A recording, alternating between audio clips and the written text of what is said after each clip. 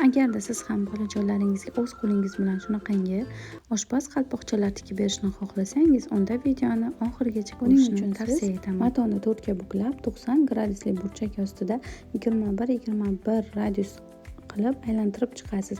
Menda esa men oldindan kesib qo'yibman, buni videoga esa olmayman.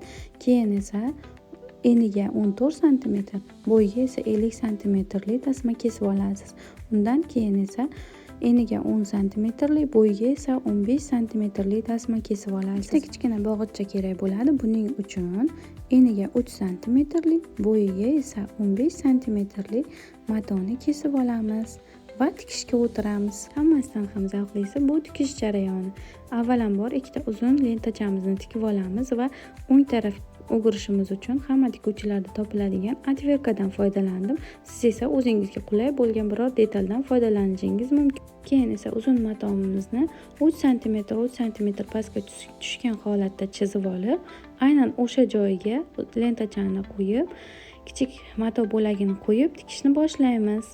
Tikib bo'lganimizdan so'ng unga o'zim ideya qildim. Qizil lenta orqali chiroyli chiqadi deb, siz ham o'zingiz xohlaganingizcha bezatishingiz mumkin. Lentani tikib olamiz.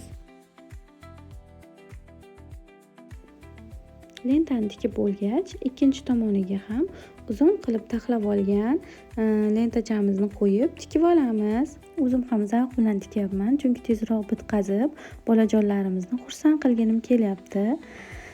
Keyin esa ushbu matoyimizni dazmolda buklab olamiz. Mana tayyori. Buklangandan keyin to'rtta tarafini teng qilib nasichka berib, o'sha nasichkaga dumaloq matoyimizni ham qo'yib chiqamiz va tikishda davom etamiz. Skladkalarni esa taxminan 2 cm qilgan holatda tikib chiqdik va overlock qilamiz. Mana tayyor qalpoqchamiz. Sizningcha qalpoqchamiz qancha vaqtda bichib tikildi? Kommentariyada o'z fikringizni kutamiz. Buni fartikchasi ham bor edi. Fartikchasini video qilmadim. Mana bolajonimiz boshlariga kiydirib, orqa qismini esa bolangizni boshiga mos ravishda qilib bog'lab qo'yishingiz mumkin. Sizlarga yoqdi, foydali bo'ldi degan umiddaman.